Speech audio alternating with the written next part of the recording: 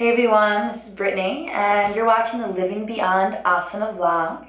And it's been a little bit of time since I've talked to all of you, a little bit over a month. So, it feels a little bit like odd being being on here since taking a little bit of more of a spacious break between each of the vlogs. So if you didn't know, because you might not be on my newsletter, which you totally can be if you want to be.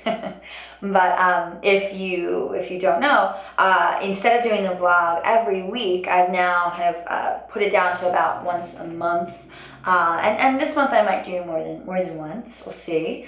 But I wanted it to be a little bit more organic and to have the opportunity to reach out about other things. Such as recipes, or I've written poems, I've talked about certain stuff going on in life and whatnot. So, but I still love connecting with you in this way. So, thank you for watching. Okay, so let's go on to this topic this week, which is an interesting topic. And when it comes to be around this time of year, when certain holidays such as Thanksgiving just passed not that long ago, and there's Christmas, and there's Hanukkah, and there's all other kinds of holidays around this time of year that bring you together with family members.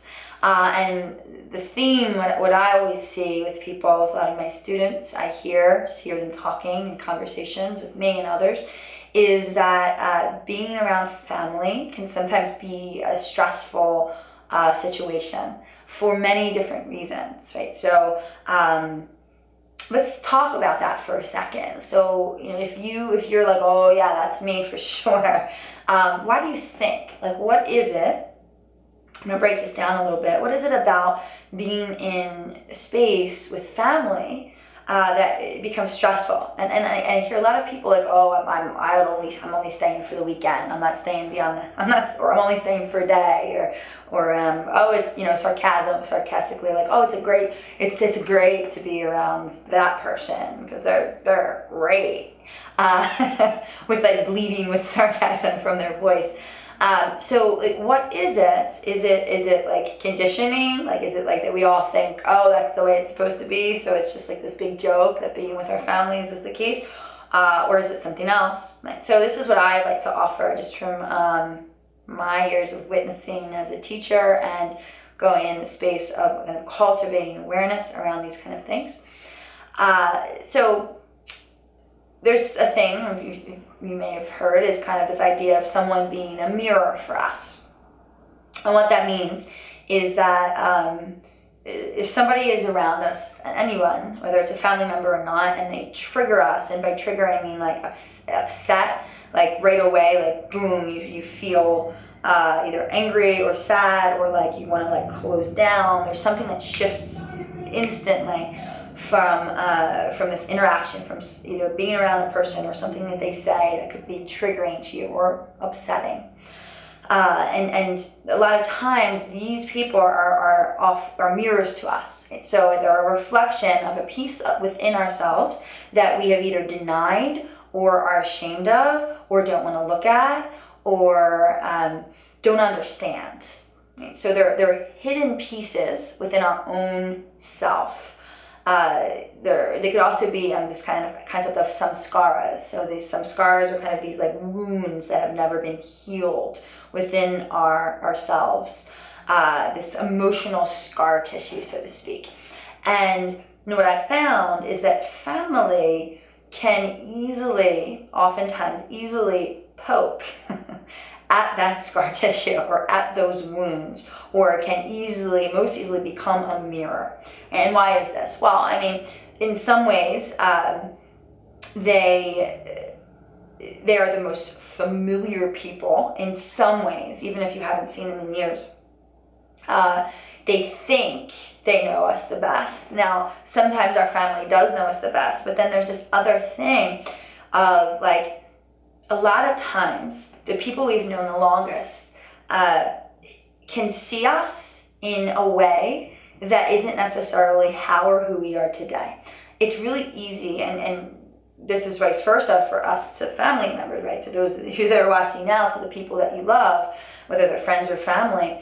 It's really easy to see someone in like a particular pattern that they may have actually grown out of or healed or shifted or transformed, but to still see that person like that because that's just how you know them, right? So, for example, if your sister has always when she was younger and even into high school and even into college, say, was always a procrastinator and always kind of like put stuff off and never got stuff done, and she saw that about herself and she actually started to shift those patterns, and while maybe the current is still there, she actually was able to shift it, was able to rewire that so that now she actually executes things like that, right? But you see her still as the procrastinator because that's just this image, this role that she took on for you.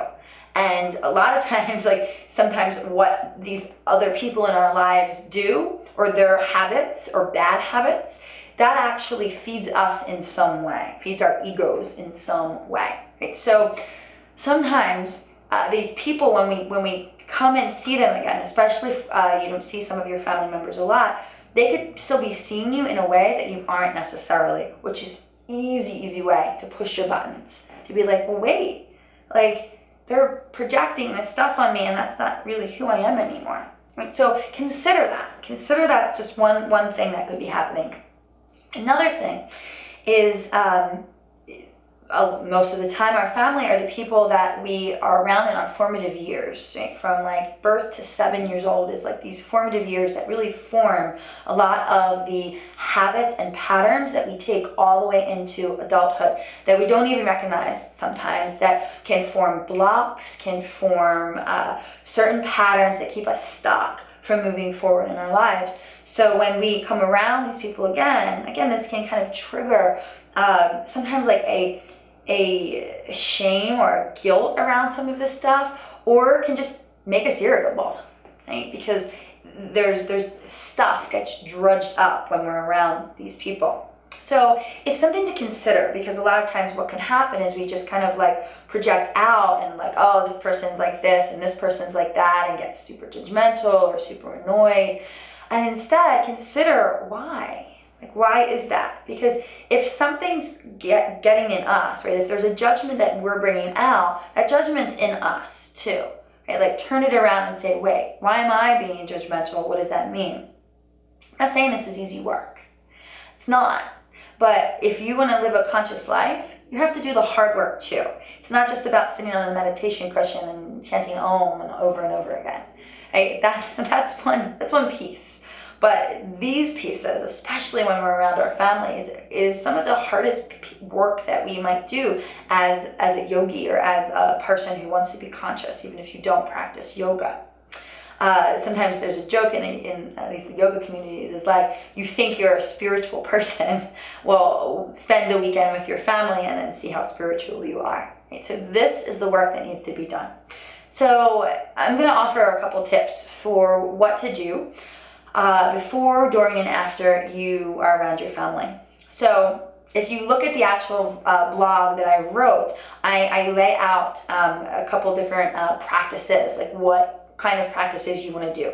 So before seeing your family, and here's the thing, if you're traveling or whatever, if you're busy, take time to practice, whether it's meditation or a physical yoga practice. I would say a physical yoga practice, if you can get it in, just make time for it. Just make the time, even if it's 30 minutes.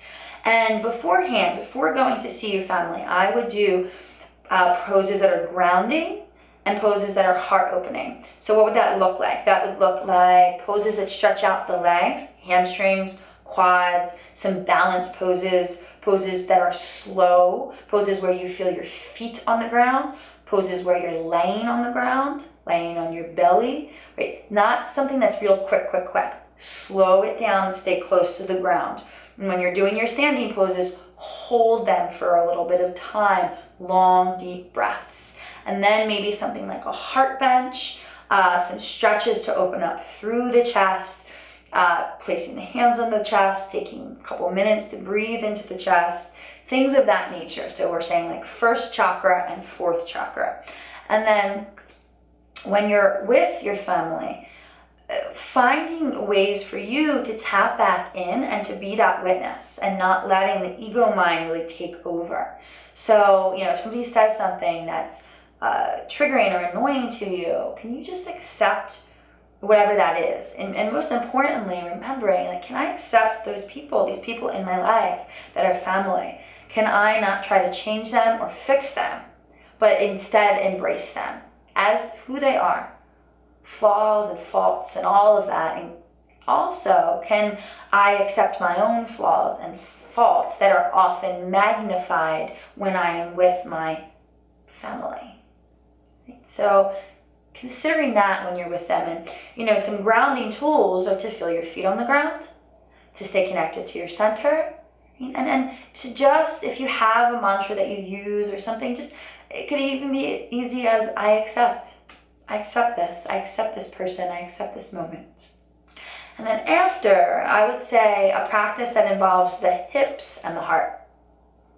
So hip openers, pigeons, squats, lunges, maybe a little bit more fluid movement, and then some back bends, bridges, wheels, camels, a lot of breath of fire would be good, and lots of lion's breaths.